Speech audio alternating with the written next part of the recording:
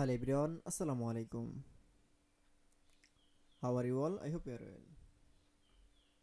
Welcome back to my channel in this new video. Today's video, how to add all border in shortcut key in Microsoft Excel. So let's started. At first, open your Excel document file. Firstly, then show the data from the is no border. This format from the add from the all border. Now select from the need area. Now keyboard press from the alert SBA. That's it. Then show the add all border. Now